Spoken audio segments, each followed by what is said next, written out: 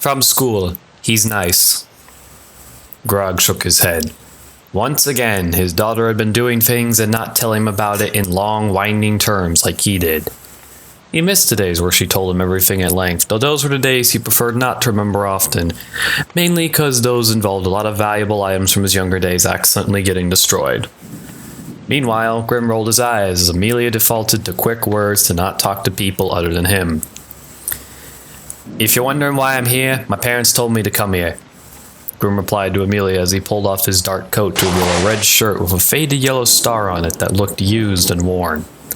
His pants, meanwhile, were blue jeans that similarly looked like life had been dragged out of them.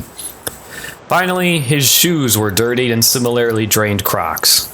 Amelia in her mind chuckled and groaned at the not-so-subtle resemblance both had the characters they watched in their free time.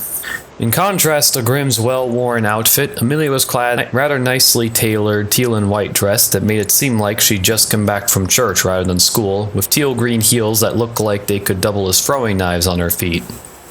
Even more of a mirror image was achieved in looks, as while Grim was pale and worn, hard lines all across him, Amelia was dark-skinned and smooth to the touch, nothing visible on her that showed effort had been done in her life.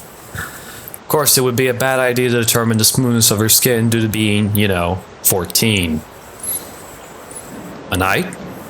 Grim had often had to ship himself to schools and places he wanted to go due to his parents working long nights and days somewhere else. He shook his head. Not this time. An hour? She said, sadder now. For the rest of my life, probably. As Amelia heard that, she also saw the papers in her father's hand, Grim's legal documents that proved his existence to the world. In her mind, she felt her happiness drain away like someone unclogged a full sink of joy. Screw the sink unclogger. That's bad. Her reply was faint and sad, much like herself at the moment because of people being nearby, and not just one person.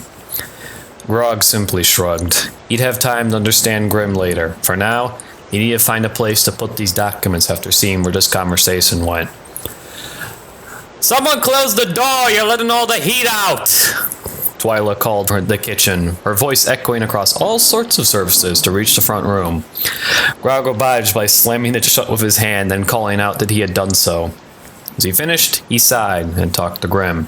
We're no longer at a crossroads. From here on in, Twyla and I, we're effectively your parents. Just do what we say to a reasonable extent, please.